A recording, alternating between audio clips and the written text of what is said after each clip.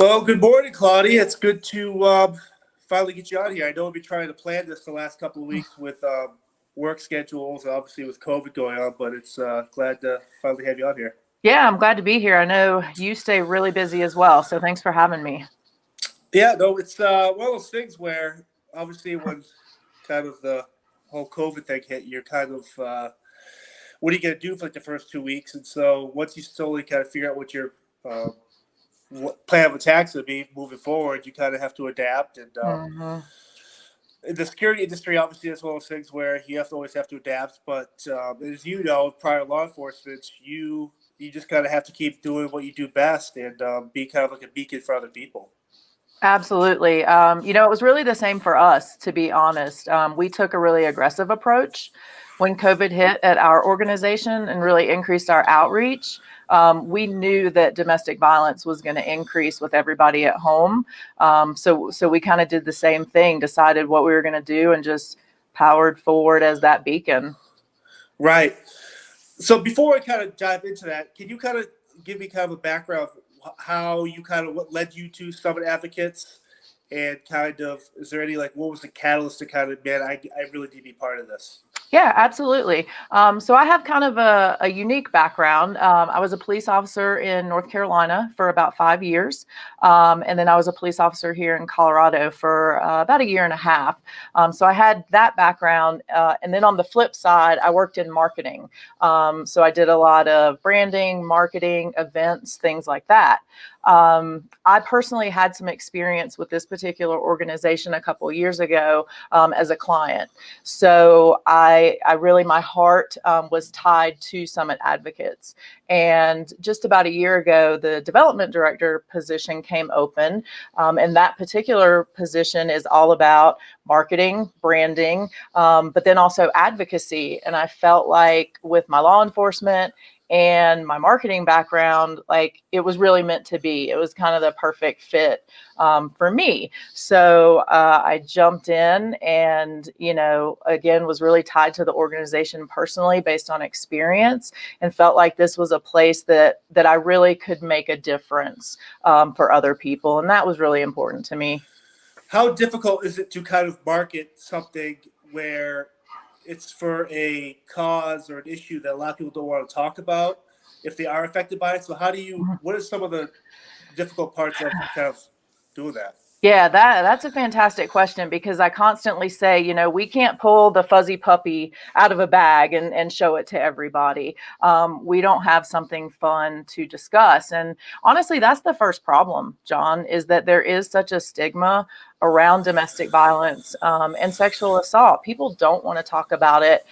So really, one of the things that we're doing is trying to normalize that conversation, to have people, be willing to admit, like, I was affected by this, and, I'm okay now. Or, some of the people who are really powerful in the community, they've been affected by it. So we're trying to let people know, first off, that it is okay to talk about it.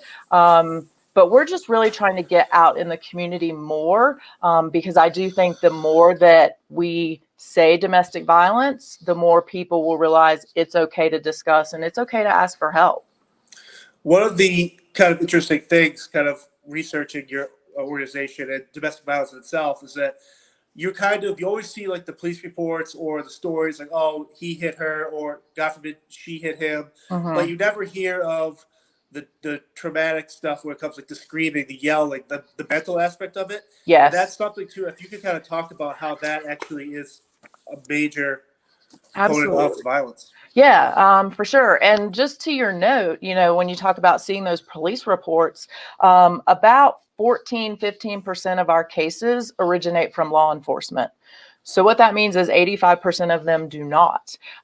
So a lot of those are either people who, for whatever reason, don't want to be involved in law enforcement, or it's more of the emotional aspect. And that is probably a higher rate of violence that we see, is the emotional abuse. So the yelling, the screaming, the isolation. A lot of abusers use financial control. So maybe they won't allow the victim to even have a job, or they say what job they can have. They control the money. The issues with that really is it makes the victim feel like they can't leave because they've never controlled money. They've never had a debit card. They've never had to pay rent. They don't know how to do any of that. And it's things to you and I that seem silly, like, what do you mean they don't know how to pay a bill? But for some Right. people, like, that's the reality, is they've been controlled in a way that other people can't necessarily see. You can't see that bruise, but it's just as horrific because they feel like they can't even make it on their own. Right. It's the mental aspect of it. It's a kind of, it kind of makes you realize that how, like, an organization like yourself is so vital for all aspects of that. Now, as a cop, you're probably numb to a lot of stuff, a lot of calls you could arrive to on a scene. So, not using you as an example, but if I'm a member of law enforcement and I come to a scene, I might be so numb to arriving to a domestic violence dispute that if I'm involved in that, if I have that same type of stuff going on in my household, I might not see it as an issue. Now that must be a problem, right? It is, and I will go ahead and use myself as an example. Just like we talked about, this isn't something to be ashamed of or embarrassed about. It's something to be proud that I went through and survived. So, just like you said, when I was a police officer, I went to a lot of domestic violence calls, especially in Greensboro, which was a pretty big department in one of the largest towns in North Carolina. And I would get mad, John. I mean, I would get really frustrated at these victims. And I'll probably say women, primarily victims are women in domestic violence. And that's who I saw mostly. But I would get so annoyed and frustrated and thinking to myself, well, gosh, why don't they leave? What are they doing? Like, they're worth so much more than this. Why don't they see it? And then I would go back again and again. And through that time, I myself was in an emotionally abusive relationship with another police officer and didn't see it. So I think, that's a great example of just what you said, is that you really become numb to it, but it also illustrates how so many people without the law enforcement training, like, if I couldn't see it in myself, how do I expect them to see it in themselves?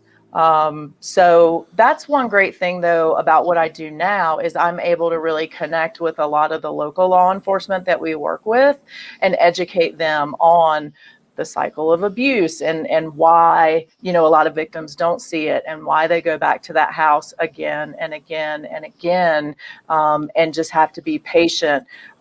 We do a lot of work and talk about our work being survivor defined. I can't say what outcome is best for you.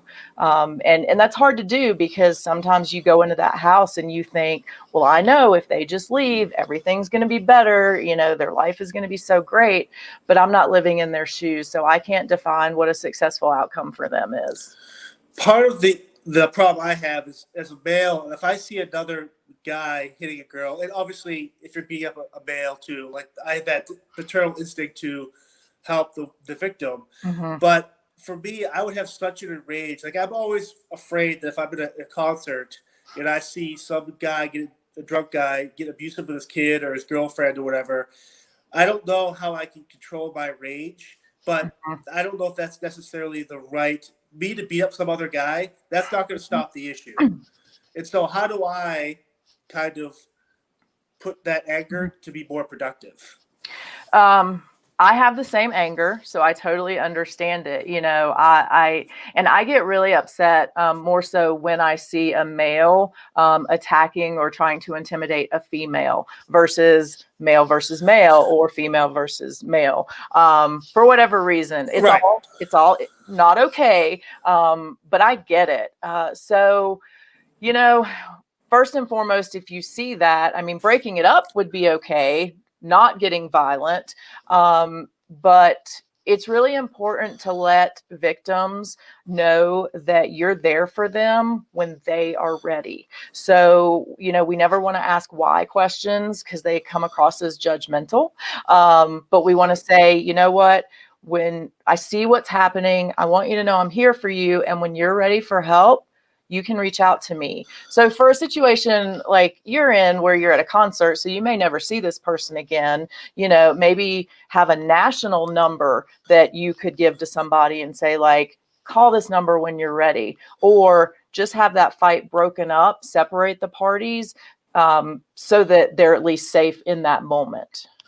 It's actually a very fascinating idea where if you have like a business card, if you're on the road working, you're literally in front of hundreds of thousands of people every year. If you see Right. something like that, just giving a card out, like, Mhm. hey, like if you need help, these people can. That's a great idea. Yeah, absolutely. I mean, because, yeah, you could spend your time Googling the local advocacy agency in every town you went to, but that would take a lot. Yeah, but there's national organizations as well, or even, if people call us, because we get confused sometimes with Summit County, Ohio, and then there's another Summit County somewhere. We refer those people to the right places. So we will actually do that legwork and say, oh, well, you're actually, you're in Florida. Somehow you got our number. Let me find that number for you in Florida so that they can help you. If someone was like, I would, for me, if I was in a relationship like that, someone else I didn't know that split second saw me being abused, I think there would be some sort of power to that. That hey, someone that I doesn't even know who I am recognizes that there's an issue. I think there is value in that.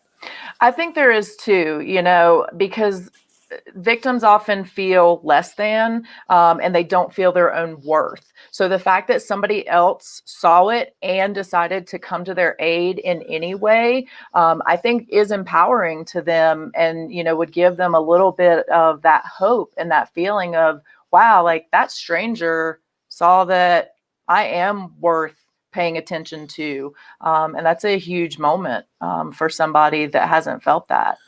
One of our followers asked a really good question. Hopefully, you can answer it. What of they kind of work with they were kind of wondering how if you see someone obviously clearly looks like a victim or there is signs. Now, if Mm-hmm. you can explain some of those signs, but Mm-hmm. if there are signs of domestic violence, what is your next step as someone on the outside that might know them, but how do you kind of get them to help you deal without kind of ruining your trust because they might be mad at you, right?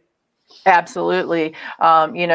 We always, that term, don't shoot the messenger. Sometimes it's easy to blame the outsider because of your embarrassment, your shame, whatever. So I'm going to start with the first part of that question as far as some of the signs that you mentioned. Obviously, the physical bruises. If you see somebody that has bruises, or as a female particularly, maybe wears a lot of extra makeup because they're trying to cover up bruises on their face. Some abusers are really good at hiding bruises. So maybe it's just somebody who is sore a lot, or, doesn't want to be touched. Maybe they get very timid if you reach out to hug them, or I guess we're not supposed to hug during COVID, but, if you reach out to touch them and they back away or shy away. Some of the emotional cues that you might see: somebody who's very timid, someone who doesn't like to make decisions, who always has to ask their partner, oh, well, let me see if, he says it's okay. They quit their job suddenly because maybe it's a job that their partner doesn't approve of. They never have money. They're not in control of their money, is a great sign. And that's one, I know you do a lot of work with human trafficking. That's another great sign you see with people being trafficked, is they're never in control of their money or their identification documents, Right. because that's power. So some of those are some kind of the main signs: somebody who's depressed, anxious, doesn't sleep well, maybe has a hair trigger, on them, where they get upset all of a sudden. They apologize a lot. That's something I still, I think I'm better at it now, but I apologize a lot for things that aren't even necessarily a need to be apologized for. But it's just that behavior that I got used to in that relationship, is always trying to keep the peace and apologize. So those are some of the signs. And then, if you recognize those signs in somebody that particularly, again, you don't want to ever ask why. Why are you still with him? Why are you still with her? Why don't you just leave? Why don't you see what's going on? Because those are all very judging questions, and we want to try to avoid judging the individual, because that's not going to make them want to come back to us for help. Really expressing that you're there for them in whatever way that they need. So that's super important to say, is I'm not here to judge your situation or to tell you what to do. I'm here to support you when you are ready. I think that's really the key. The other thing that you can do is help somebody safety plan. So, maybe encourage them like, hey, why don't you just pack a bag? Why don't you just have a plan? Like, where can you go if something does get really bad? A safety plan is something we do pretty quickly with people. So that's always helpful. And make sure, that they have the number of a local organization. But never just throw that at them. Just say like, hey, would it be okay if I got some information and just had it ready for you in case you want to look at it? Always let it be their decision. One of the things I'm kind of curious about, if I'm a male, obviously when there are instances of domestic violence, people don't report it regardless. Doesn't matter what sex you are. Mm-hmm. But as a male, is there a masculinity issue when it comes to, hey, if I'm the victim of violence from my partner, if she's a female, or the screaming, or even the physical, is there I would think that a male psyche would be like, I can't tell someone I'm being abused by my wife or girlfriend. Now, how do you comprehend that, or how do you help males with that issue? And that is a huge issue. I would say probably 2 to 3% of our cases are males. And I'm sure some of that is just due to underreporting. And again, it just goes to that stigma. You can't control it. It's not that you're not masculine because somebody else is an abuser. That's not on you. That's not your fault. So really, it again just goes back to trying to normalize the conversation and let people know it doesn't mean you're less of a man. It doesn't mean you're less of a human being. It just means that you're with somebody that has a problem. You don't have a problem. Right. So we are working right now to try to get some male champions of our cause for that very reason, to say like, look, this is okay. It happens to everybody. It doesn't mean you're less than of a person or of a man. It just means you're with somebody that has an issue. Right. When I know we kind of touched about it briefly, but with COVID, the numbers have gone up so drastically, whether it is domestic, alcoholism, suicide rates. And so I guess I'm curious why, and I'll kind of step back a little bit here. The first Spirit Talk I did was with Christy Martin, who I was familiar with before with boxing, arguably the greatest women's boxing. But ESPN, like June, ran an article talking about her dealing of a domestic violence. Her husband at the time tried killing her, shot her, stabbed her, pistol whipped her. She survived. And it kind of put everything in context. You're kind of like, here's a champion that everyone knows. She went through this harrowing thing. But the way that ESPN put it out in June, it got me thinking, man, this, with everyone trapped at home, these must be happening every day, every second, and half the time no one's talking about them. And so it's very, like, obviously I get why the onset of COVID, hey, everyone stay home, get away, whatever. But did they look at it that? Is there any way to kind of do it a different way? It would be nice because, the common phrase everybody used for COVID was safer at home. Let's be safer at home. And the realization is that this timing is not safer at home for everyone, because it did just serve to escalate what maybe was already a bad situation. We know that overall, worldwide, in places that have been affected by COVID, there's been about a 30% increase in domestic violence cases. And that's what's been reported. So again, we know that we can assume that those numbers of actual cases are much higher.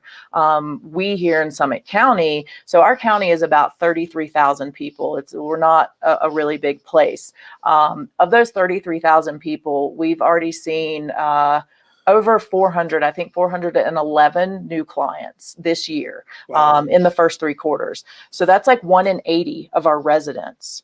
So if you look at 80 people walking around, we have helped one of them, or we have served one of them for domestic violence, which is insane.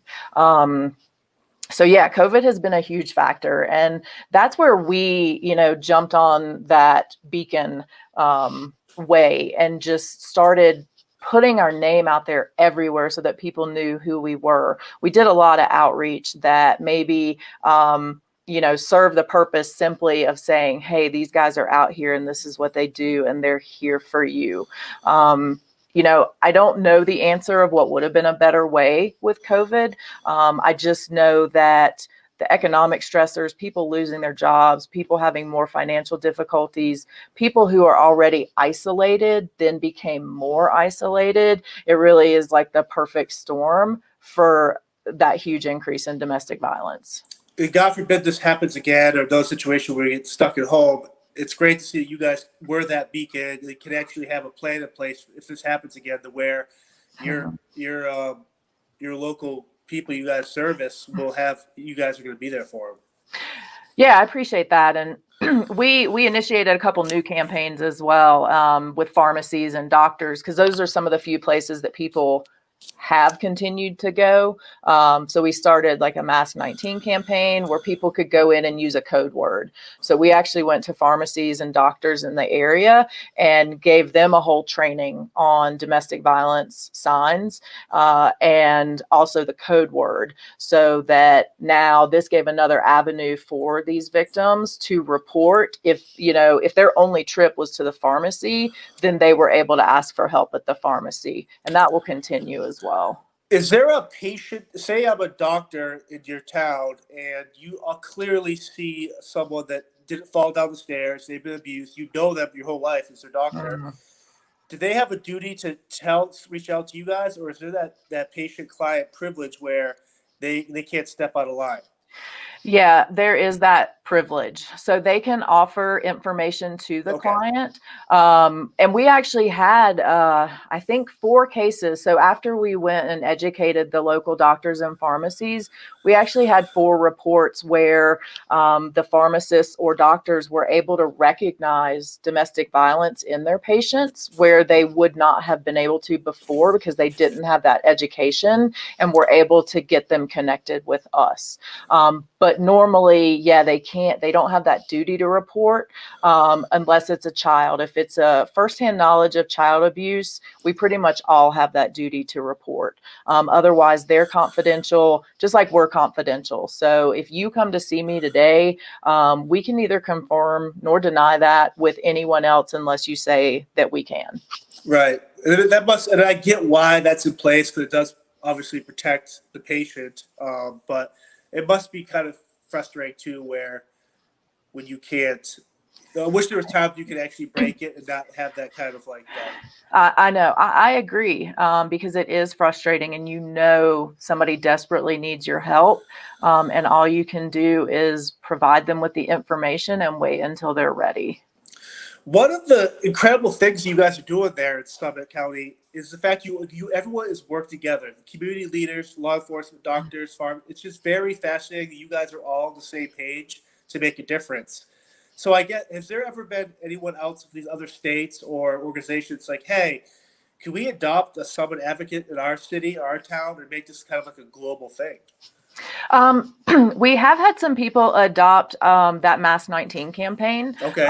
So yeah, we had other organizations in Colorado, as well as Illinois, and then Florida, saw what we were doing with Mask 19 and did adopt that. So that was pretty cool for us, to have us in little old Summit County, Colorado, have all these different organizations taking that on. In some counties and states, organizations like us don't exist. There are law enforcement based advocates, which is great as a start. But the problem is, like I told you earlier, Yep. only 14% of our cases come from law enforcement. So when you only have that type of advocacy organization available, they're missing so many of the victims, because they don't want to go into the system per se.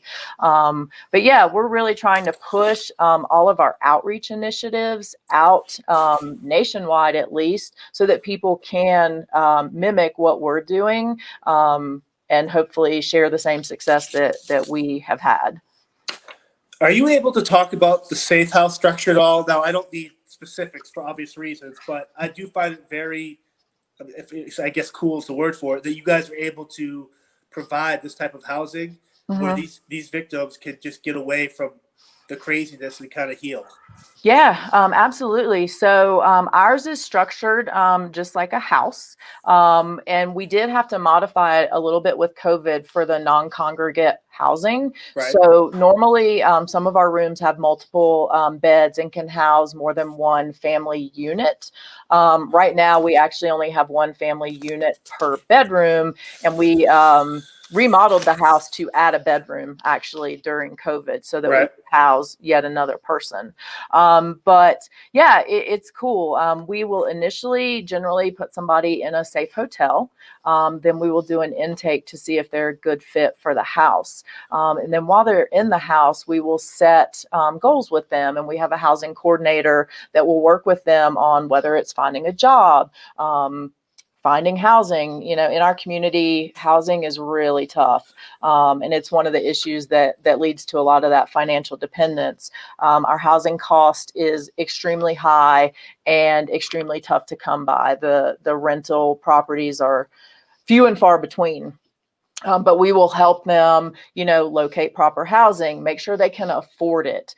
Because what good is it to put somebody in a place that 2 months later they're going to get evicted from because they could never afford it in the first place? And then we will work with them on kind of their long-term goals to move them, from the house into their next step of their own safe housing. And we've gotten some cool grants as well to help us do that from some local organizations in the state. So that's been pretty nice. But the safe house is it's very much like a home, and we try to keep that homey atmosphere. While people are there, we also offer them wellness groups, therapy groups, job training, kind of all that stuff. It's not like you get to come stay in the house and, just hang out and then Right. move on in a couple of weeks. We really take a whole wraparound approach with people to get them to where they need to be. That's just awesome. It's cool that you can kind of you can do that for these people. Now, if there are children involved, is there that must be a second layer of kind of advocacy where now the state must get involved if there are children? Only if there's direct abuse to the Okay. children. Okay. So, again, so we have that confidentiality, and only if we see firsthand direct abuse. But you're right about that whole other layer. I think the stats are like 1 in 15 kids are exposed to domestic violence, with 90% of those being a direct eyewitness to actual violence. And so you have to understand like how that's going to affect a child growing up. So now that's why we see that abuse perpetuated generation after generation. And we've actually had cases where we helped a mom and the daughter, and then the daughter as a new victim. Because that's what kids learn. They learn that, okay, violence is how we solve problems, or it's okay Right. that dad does this to mom. But we take kids in the safe house just like anybody else. We take the whole family unit. And we actually even now take pets because I don't know about you. I love my dogs and I would Oh, have trouble leaving them. I wouldn't leave them. But that's actually a big issue for a lot of people is they will not leave their pets. So we actually now allow pets in our shelter as well, because we realize how huge that is for a lot of people, and that's a barrier to them leaving quite often. do you ever come across victims of the violence that are kind of not, I don't know if addicted is the right word, but they seem to want to live in that atmosphere. They can admit that they want the help and stuff, but they actually keep going back to the same type of people. Now, how do you break that cycle? That's hard. And I would classify it, and I'm not a psychologist, Right, I would classify it more as like a codependent personality. right, So they need that other person. Unfortunately, you do see those patterns over and over again, and it's because Maybe they grew up with abuse, or maybe they just very young became in an abusive relationship. The issue is they think it's normal. So it's not necessarily that they, crave abuse or, want that kind of life, but they just think it's normal and they think they're not worth anymore. So breaking that cycle is difficult, but if somebody wants to do it, I would say, therapy is huge to help break that cycle, and then learning how to become self-sufficient. So we do help with all of those things. And that's why for us, having a piece of that be therapy is so important. And also to have the therapy support groups, because then you can see other people in similar situations and kind of bond with those people and help each other and kind of hold each other accountable in moving forward. Another question that came up from one of our followers is like, if you're an alcoholic, you go to AA, get a sponsor. Are there Mhm. sponsor type people, if you're a victim of domestic, that's also can relate to you, kind of help you kind of? That's a great question. So there's not sponsors per se. That's a great idea, though. I kind of like that. But I would say the wellness and support groups are kind of what become your accountability partners. So not necessarily a sponsor, but that partner in keeping you accountable or helping you along the way, and you can help each other because, like you said, you're in that same situation, or you kind of understand the situation of each other. And we've seen that a lot with our people that meet each other in our different groups and then become really close and do end up, whether becoming roommates or working at the same place, and they do find themselves supporting each other. I would say the other thing, though, is you don't get into this work just because you think it's cool. Right. Like we talked about earlier, I have a personal story, and pretty much everybody at my organization has a personal story. So I guess you could consider us the sponsors. We're those people that have been through it and now want to help the next person get through it as well. Well, you said it great earlier, where if I'm a female cop and I see Claudia and I'm going through something like you kind of did, I'm automatically going to be like, man, I can follow her. I can kind of learn from her. Mm-hmm. She can help me. Or if a male in some construction site and I know this guy was abused, like Right. that relation you can kind of build. I think for me, would be very therapeutic in the sense of Mm-hmm. I'm not the only one. And that's a tough thing to break. It is. It really is. And yeah, knowing that, none of us have walked the exact same path, but when we can say that we've walked a similar path and, maybe I have come through it and I'm in a better place, it is a little bit easier to look at that person and say, like, well, okay, I see what she did. I can get there. I can do this too, because it is hard. It's hard to leave a situation, even though it may be a crummy situation, but one that you're used to. Change is hard for everybody. And I know you being in former law enforcement, change is hard on law enforcement. Like we hated change, but it's hard for anybody. So when you see somebody else that has been through it and can kind of guide you or offer some advice, I think it does make it a little bit easier. Right. Yesterday, I know you were busy with a golf tournament, so let's kind of talk about some of the activities you guys are doing to kind of help with your marketing, kind of get the name out there. Yeah. It's been tough with COVID. So we did a lot of virtual events kind of early on. We did a painting class via Zoom, which was really cool. Oh, that's cool.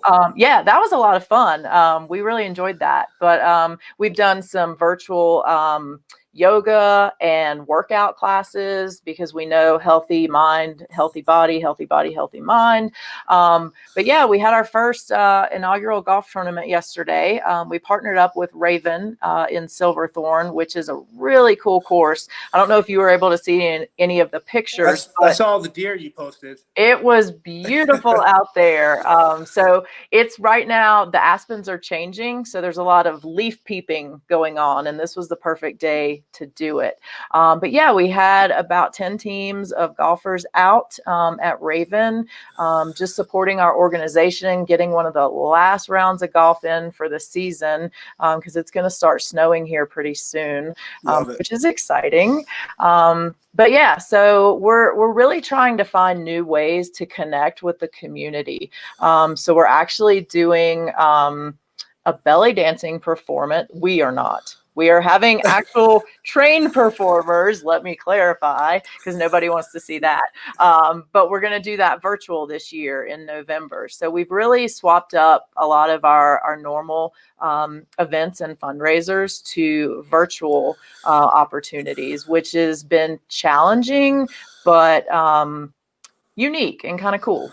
But like you said, you're being a beacon right now to them, but you're not going to let COVID or anything slow you guys down to help these victims. And that's badass. Yeah, thank you. I appreciate that. Yeah, we're trying to do whatever we can. We actually went and put posters for our organization in every gas station bathroom in the county, just for people traveling through. We put donation boxes in our local grocery stores, and it wasn't about the donations. Like, I don't care if we got one box of cornflakes. It was about having our name and our phone number where people could see us, because we're also a huge tourist community. So we get a lot of people traveling from all over the world. So anywhere that we can get our name and our phone number and what we do out for the people in the community and traveling to and through the community has been really important for us right now. And what is this kind of social media campaign you guys are looking to launch? And it's something that I definitely Silver Spirit is going to do it. So awesome. I'd be curious to kind of hear what the plan is for that. So we're super excited about this, John. Thanks for bringing it up. So we're going to start a campaign in October. And the reason that we're using October is it is National Domestic Violence Awareness Month. So we're starting a campaign called #I'mBraveEnough. And the purpose of it is to really honor the bravery that it takes for people to ask for help and or to leave a domestic violence relationship. So we want it to be really inspiring and empowering to everyone. And, you know, for people who aren't in that type of a relationship, we want it to be a way for them to share what they're brave enough to do, because bravery can mean so many different things to so many different people. You know, with people who suffer with depression or anxiety, sometimes it's just being brave enough to get out of bed that morning and start your day. And that's huge, you know, for that individual. So what we're looking to do is to get some high profile individuals, both in our community and, you know, across the nation, to participate in this. And we want to call them out. We want to challenge them to be brave enough to do something, whether it's a polar plunge, which one of our team members is going to take on in a couple weeks, or whether it's brave enough to hike a 14er, which is a big thing here in Colorado, to get up to those 14,000-foot elevations. Whatever you're brave enough to do, we want to call you guys out and have you post about it, and then have you challenge the next person to be brave enough to do that. So really, it's going to embrace bravery and really support and honor those domestic violence survivors to reach out for help. No, I love that. And again, whatever you need from us, we're going to call you out, John. Yeah, I'm trying. I won't belly dance, but I'll think of something. No, Are you not brave enough to belly dance? I can't thank you enough for this, Claudia. And it's unfortunate. It's something we have to talk about, but I'm glad there's people like you on the front lines leading the charge when it comes to awareness and being an advocate for victims of domestic violence. And just keep up the great work. Thank you so much, John. And I appreciate you guys taking on this topic. We're going to get there. We're going to make it where it's not a stigma and it's okay to discuss. And you doing this is a huge step in that. So I appreciate you. No, that's whatever we can do again. And I look forward to working more with you throughout this whole thing. Absolutely. And we're going to find out what you're brave enough to do. Good luck. Awesome. Thank you. Thanks.